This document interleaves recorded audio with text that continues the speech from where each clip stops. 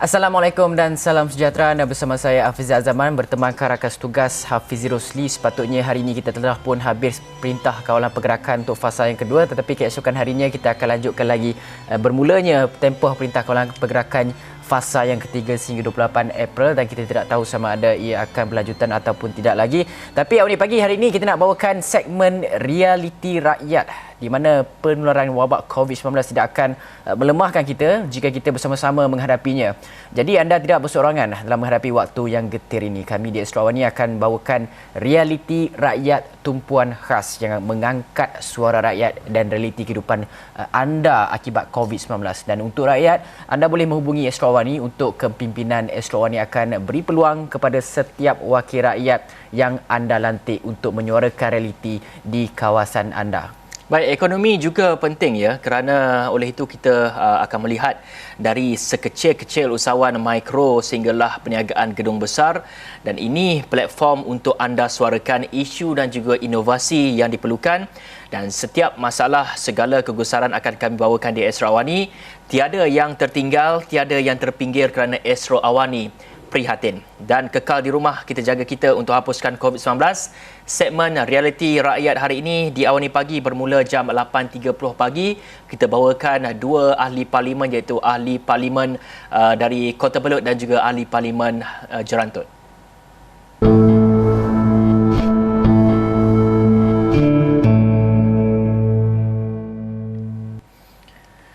Baik, kita ingin memahami situasi di Kota Belud dan kita sudah pun ketahui Kota Belud ini satu daerah yang terletak di utara Sabah, utara negeri Sabah, yang juga kita dapat saksikan melihat kepada situasi ataupun keadaan pemandangan di Kota Belud itu yang berlatar belakangkan Gunung Kinabalu yang merupakan gunung tertinggi di Asia Tenggara ini. Dan Kota Belud ini mendapat jolokan mempunyai pantai yang cantik serta panjang yang terletak di Laut Cina Selatan, dan sektor ekonomi di Kota Belud adalah pertanian, pelancongan dan juga ada juga perikanan, dan etnik terbesar adalah Kadazan Dusun, Bajau dan juga Iranun, dan terdapat 3 Dewan Undangan Negeri dalam Kota Belud ini. Dan kita akan bersama dengan ahli parlimen Kota Belud, iaitu Yang Berhormat Isna Raisah Munirah binti Majlis ataupun Fakarudi, iaitu merupakan ahli parlimen Kota Belud. Kita panggil YB Munirah. YB, Assalamualaikum, selamat pagi. Waalaikumsalam, selamat pagi. Baik, YB, secara keseluruhannya kita ingin melihat kepada keadaan semasa pada ketika ini, iaitu melibatkan perintah kawalan pergerakan yang telah pun berlangsung pada ketika ini. Apa antara rungutan dan juga apa perkara ataupun isu utama dalam kalangan rakyat di sana, YB? Okey, selamat pagi. Assalamualaikum semua. Saya sebenarnya baru saja juga habis menjalani kuarantin baik tiba di Sabah kira-kira 2 minggu yang lepas, tapi dalam masa yang sama juga kita setiap hari berhubung dengan pegawai di Pusat Khidmat Rakyat Parlimen Kota Belud. Aktiviti penduduk seperti yang Cik Hafizi sebut tadi, saya rasa terdiri daripada beberapa golongan, iaitu mereka yang bekerja di kerajaan, ada juga mereka yang berdasarkan pendapatan harian. Ini saya kira golongan yang terbesarlah. Mereka yang buka kedai runcit, mereka yang menjual di tamu, mereka yang menjual di pasar, selain itu petani, nelayan dan juga mereka yang membuka bisnes pelancongan lah. Maka golongan yang paling terkesan pada pengamatan saya adalah mereka yang berniaga yang berdasarkan pendapatan harian. Dari segi rungutan tu yang paling banyak adalah apabila kita penduduk Kota Belud ini ramai 117,334 orang hanya bertumpu kepada satu township sahaja. Di situlah aktiviti berjual beli setiap hari, aktiviti seperti mengeluarkan duit di ATM machine, ya, mungkin juga ke klinik swasta ataupun pergi ke kedai untuk membeli barang keperluan harian. Maka rungutan adalah di mana penduduk dihadkan, ya, dikawal terutamanya di jalan-jalan utama memasuki pekan Kota Belud sempena PKP ini. Dan juga antara yang kita terima adalah di mana ada juga kampung-kampung yang terjejas kerana kita mengalami musim kering sekarang di Kota Belud, terutamanya kampung-kampung yang berdasarkan air gravity. Wabi, memandangkan kali ini pemberian bantuan prihatin nasional banyak melalui kaedah LHDN, penggunaan internet dan sebagainya. Kita tahu kawasan Kota Belud itu luas dan mungkin ada beberapa kawasan yang menghadapi jaringan telekomunikasi yang tidak memuaskan. Jadi mungkin apa langkah yang boleh dijalankan pada peringkat parlimen untuk memastikan no one left behind dari menerima bantuan ini, Wabi? Kita di Kota Belud, saya rasa punya koordinasi yang sangat baik di peringkat daerah, di peringkat pusat kawalan operasi bencana yang diketuai oleh pegawai daerah dan berpangkalan juga di pejabat daerah, dan di situ kita letakkan semua pegawai-pegawai daripada pusat khidmat, baik juga daripada unit pembangunan masyarakat sendiri, daripada kerajaan negeri dan juga daripada pejabat adun. Jadi kita ada 5,246 ketua isi rumah yang terdiri daripada golongan B40, miskin dan miskin tegar. Jadi kita di Kota Belud ini kita ada cadangan untuk kita yang datang ke rumah untuk memberi bantuan itu yang disalurkan baik daripada kerajaan pusat, baik juga daripada kerajaan negeri, supaya kawalan dari segi pergerakan ini penduduk hanya stay di rumah dan biar kami yang datang ke rumah masing-masing. Dan juga dari segi bantuan makanan, saya kira mungkin di Sabah ramai yang menerima bantuannya, dan kita koordinasikan daripada Majlis Pengurusan Komuniti Kampung. Kita ada data, dan data ini baik bantuan daripada pusat khidmat sendiri, baik bantuan juga daripada YB Adun, baik juga bantuan daripada unit pembangunan masyarakat daripada kerajaan negeri. Di 33 DUN itu kita selaraskan dan kita punya data supaya semua orang kita dapat maksimalkan pemberian bantuan makanan ini kepada semua orang. Wabi, kita nak tanya dari segi penularan kes COVID-19 ini, dan saya kira keadaan di Kota Belud masih lagi terkawal kerana difahamkan menurut laporannya kurang daripada 10 kes sehingga semalam.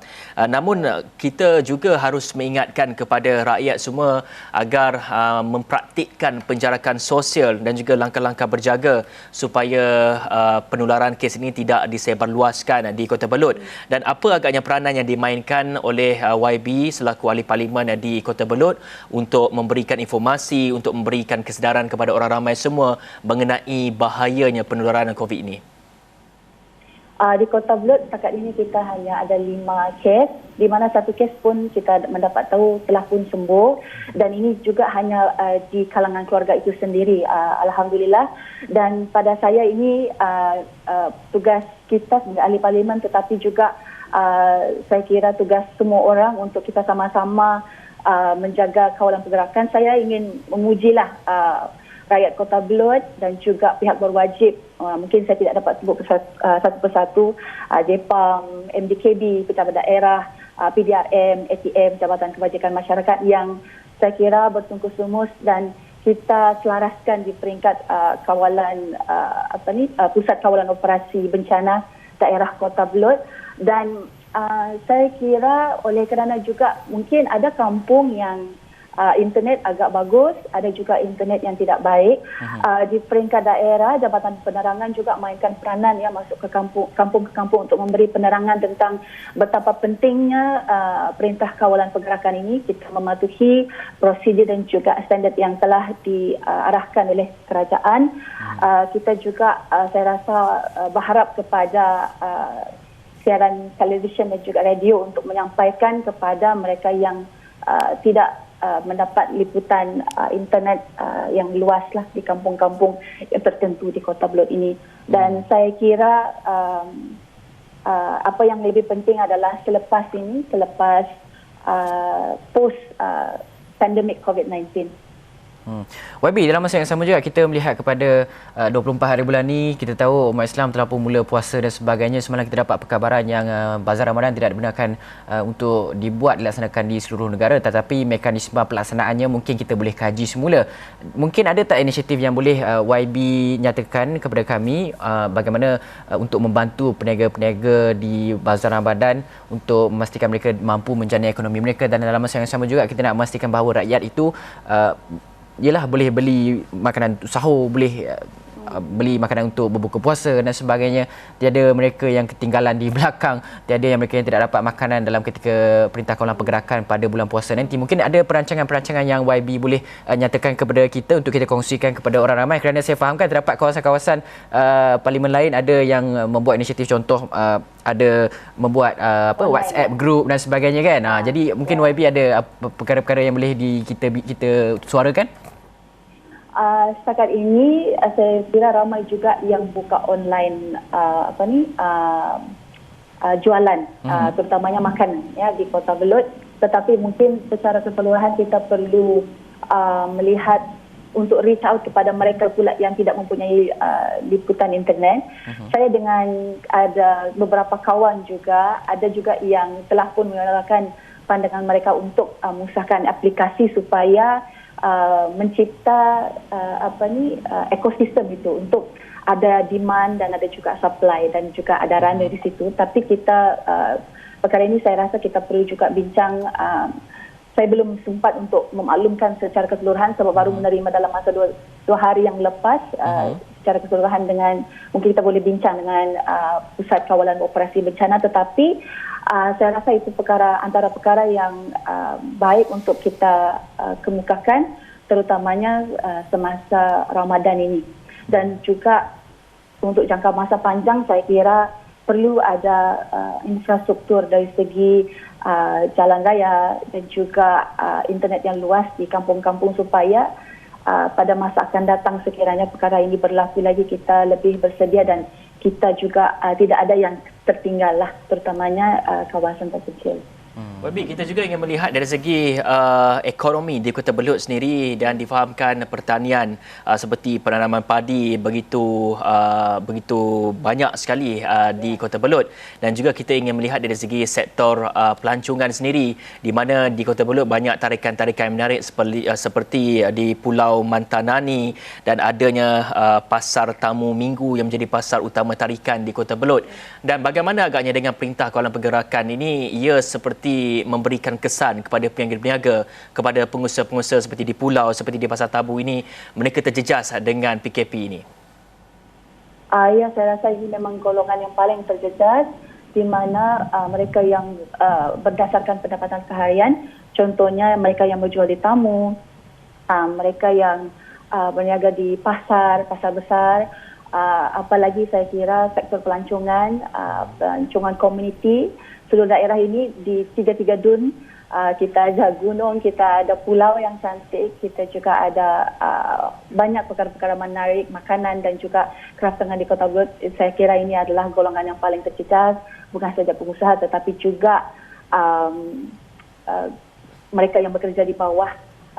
Saya kira mungkin cadangan dalam masa terdekat ini untuk kalau boleh kita wujudkan green zone, ya, green zone di mana kita di mana ada pergerakan ekonomi supaya sektor makanan inilah saya rasa yang paling penting pada waktu PKP ini, agar tidak bekalan makanan ini cukup.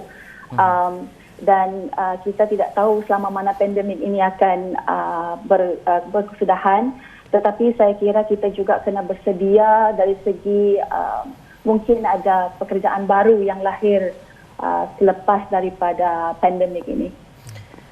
Baik, terima kasih Yang Berhormat Munirah atas perkongsian itu, merupakan Ahli Parlimen Kota Belud. Dan selepas ini kita bawakan Ahli Parlimen Jerantut, dan pastikan orang-orang Jerantut semua agar menyaksikan ini. Ahli Parlimen anda nak bercakap dengan kita ni, terus kekal bersama kami di Esrawan. Kita berehat dulu seketika, kita kembali selepas ini.